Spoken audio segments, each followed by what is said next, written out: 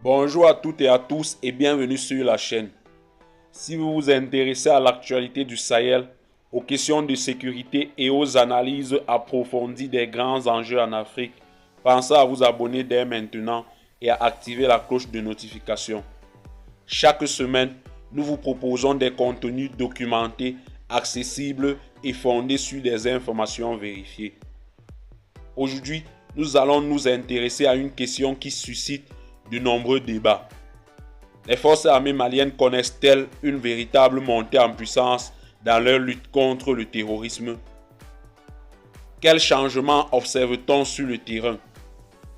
Et quels défis restent à relever? Restez avec nous jusqu'à la fin pour une analyse complète. Depuis plusieurs années, le Mali fait face à une menace sécuritaire complexe, marquée par l'activité de plusieurs groupes armés terroristes dans différentes régions du pays.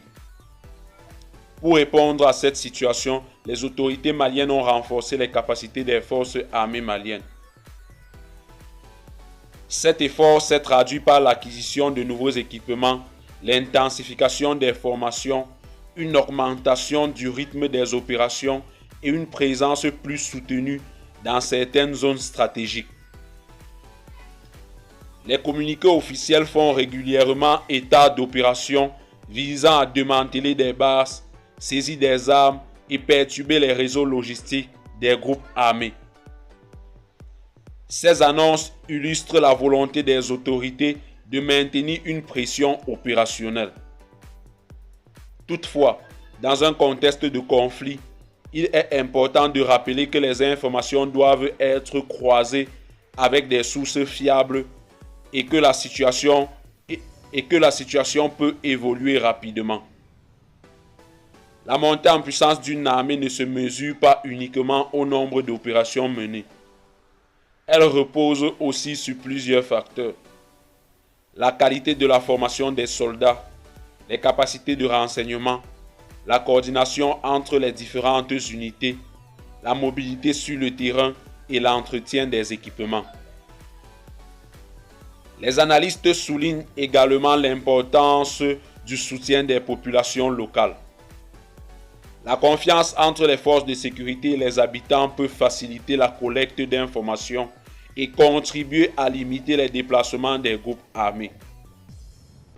Dans le même temps, les défis restent nombreux. Les vastes espaces, les difficultés logistiques et la capacité d'adaptation des groupes terroristes rendent les opérations particulièrement exigeantes. C'est pourquoi les spécialistes estiment qu'une amélioration durable de la sécurité passe à la fois par des actions militaires, mais aussi par des initiatives en matière de gouvernance, de développement et de services publics.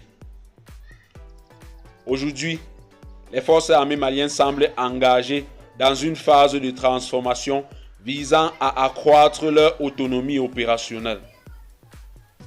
Les prochains mois permettront d'évaluer les effets de cette dynamique sur la stabilité des régions concernées.